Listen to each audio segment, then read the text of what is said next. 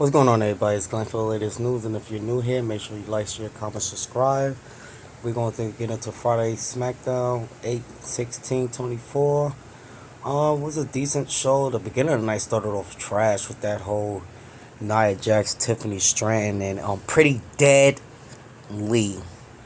Yeah, that segment in the beginning was type trash, and it was a cringe. At the beginning of the night. But besides that, it was an okay show. Cody Rhodes and Kevin Owens had a run in with A-Town Down Under. But then KO ended up having a match with Grayson Waller, which he came out on top. He's pretty much about to destroy Waller before, Austin Theory intervened or whatever the case may be. But also Andrade and Carmelo Hayes had another great match. Just like I expected these guys would have another great match. We're definitely going to lead up to some more matches. Because now, with the win that Carmelo Hayes got, there's 2-1. So Carmelo Hayes is looking to tie up the knot between those two. And you also know he's coming for some get back for Carmelo Hayes not giving him his damn respect, like LeBron say. Also, I want to give my condolences to the Samoan family. We lost Alpha Onar this past couple of days. He is the uncle of the tribal chief Roman Reigns. I believe he had kids also, plenty of kids. I just want to send my condolences to the Anoa family. We just lost Sika Anoa. They was part of the Wild Samoans, and we lost both of these guys, them legends, in the course of within 2 months.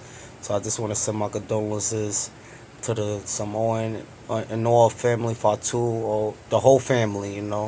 Overall, they still held it down. We had the tribal chief Roman Reigns get his ass kicked finally by the bloodline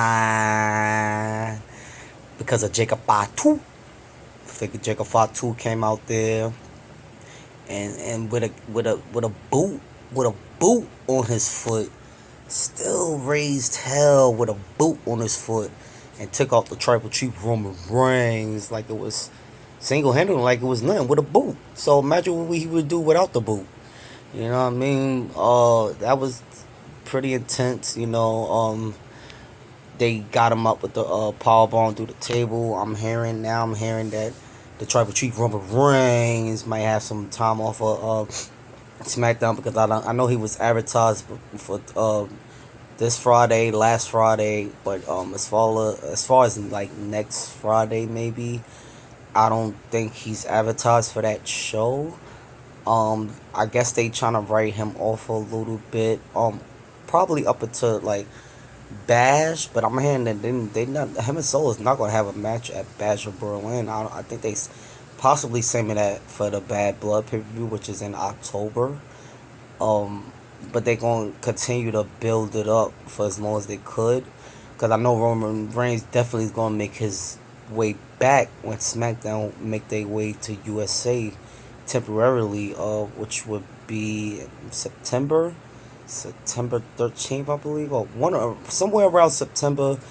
The tribal chief Roman Reigns is gonna make his way back then. I think that attack on him this past Friday is just to write him off TV for a while.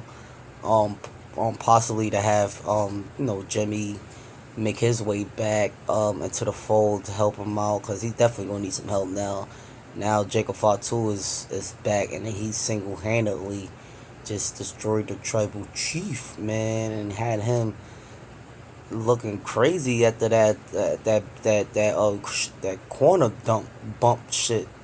Had that man eyes wide open like he was in a shock, man.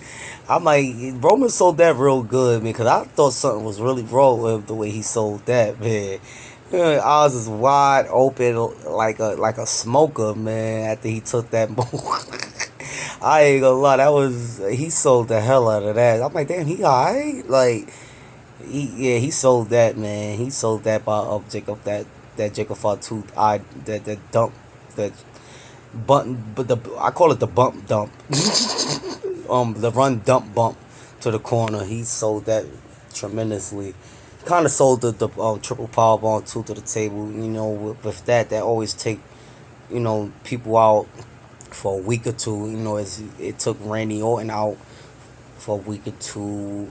With that whole uh, power bomb to the announce table. So that's maybe their way of writing Roman off of TV. Also, is we gonna get a heel turn from Kevin Owens? Because it's looking like it's gonna be a possibility because he was about to hit Grits and Waller with that pop up powerbomb on the end of the ring, and that's the heel KO move that powerbomb off the apron. He haven't done that in quite some time now, so. I know they lacking a lot of baby faces now that they got the Tribal Chief Reigns back. He's a top baby face. Cody Rhodes is a top baby face. They are lacking shout out to Solo Monster, shout out to JD 206 NY as well. JD NY 206. But Solo Monster made a good point. Like I mean, they don't really have that many. They don't have that many top hills right now. It's just nothing but really but babyfish. They don't really have a. I mean, if you count Solo and Jacob Fatu in the new bloodline, but minus that, they really don't have no top hills right now. So turning Randy Orton and KO Hill, as we all know, they top stars as a hill, would definitely make things a little more interesting because it's too many. It is too many baby faces as of right now going on. You got Seth Rollins, he's a baby face. Like I said, Tribal Chief, Sami Zayn, Jey Uso, Jimmy's about to come back as a baby face. It is a lot of baby faces, so we definitely gonna have to space it out a little bit. But what better way to do it about turning KO Hill and Randy Orton Hill? Because let's face it, they do play the perfect hill, both those guys, especially Randy Orton with the low season back in '09.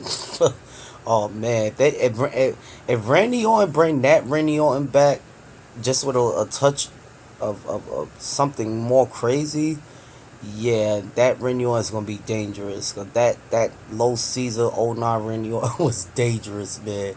Bring the punt kick back and everything. As far as KO, the prize fighter, the Hill KO, yeah, he was dangerous too. Let's not forget he's the same man that attacked Vince McMahon on one segment as well too. We can't forget about that. He whooped Vince McMahon ass that night. I'll never forget. I was watching that live.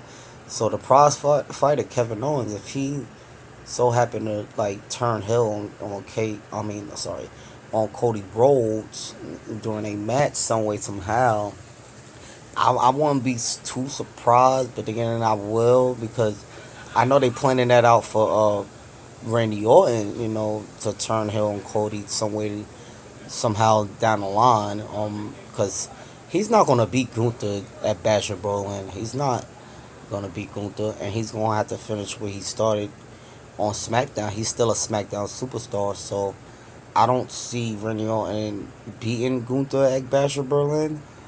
But I also see him challenging Cody Rhodes somewhere down the line for that Universal World title. Along with KO, he get his shot at Bash of Berlin. But even with that, KO is not gonna come out on top. He's not gonna beat Cody. He's gonna be some type of swerve, or it's gonna be a clean finish with Cody winning. We know Cody is not losing that Universal belt anytime soon. At least until after next year sometime. At least until after next year WrestleMania. He's not losing that belt anytime soon. As far as Gunther, it's possibly the same thing. He's not losing that belt anytime soon. Possibly after WrestleMania, or probably not even then losing that belt. So the plans they got for all these other top talent, and then you got the Lucha Brothers coming in from AEW. You got Ricky Starks possibly signing with the company. It's just a whole lot going on right now, and how they gonna fit all these talent into these segments and Get them some time. I mean, most of them I know they're gonna go start off in NXT or whatever. Ricky Starks probably gonna go on NXT. The Lucha Brothers gonna start up at NXT, and then AEW still got this. I don't know what's been going on AEW. I know they still got this deal that they trying to work up, but that's for a whole nother time, different video. I know I still ain't been getting my views AEW, but the show's been whack, man. I've been from what I've been hearing, it's just been nothing to really look forward to. I know they got their All In pay-per-view coming up, but I mean that's pretty much where they deliver at with the pay-per-views. Everything else like they weekly shows is mediocre. But that's like I said, that's for a whole other time, different video on AEW. But besides that, SmackDown was a great.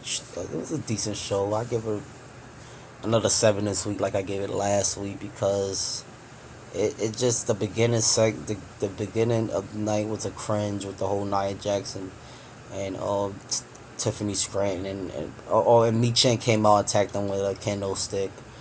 All right, yeah, okay. How that was the best part of the segment. Mi Chen coming out attacking him with this kendo stick, like. Yeah, that was the best part of the segment. Other than that, the segment was trash, man. That's not a way to start off the beginning of SmackDown. Like it was trash. Like I'm not gonna lie. With the whole Tiffany Stratton and Nia Jackson, we already see how that's playing out. Tiffany Stratton going to end up cashing in on Nia Jackson way down the line. It's pretty obvious. Like that's another thing. As far as Naomi, man, I don't know what they doing with Naomi. She's just been jobbing since she's been back, man. She had a match with Davenport and she lost. It's just I don't know what they doing with Naomi, man. I don't know if there's some type of punishment or what. As far as Naomi, leaving the company a few years back with Sasha Banks at the time they left together, and I don't know if there's some type of punishment for her, but I know they had a match. That match was trash. Nobody really care about that. But you guys. Let me know what y'all thought about SmackDown. For those of you that did see it, like I said, they got the recap on YouTube. I always look back at the recap. I watch the full show, then I go back to the recap video to see what I can catch up on or what I can miss throughout the show. But it wasn't really much to look back on besides the Tribal Chief Roman Reigns getting his ass kicked, which we all expected some way down the line was gonna eventually happen. He was gonna keep getting over on the bloodline, even though he the Tribal Chief Roman Reigns.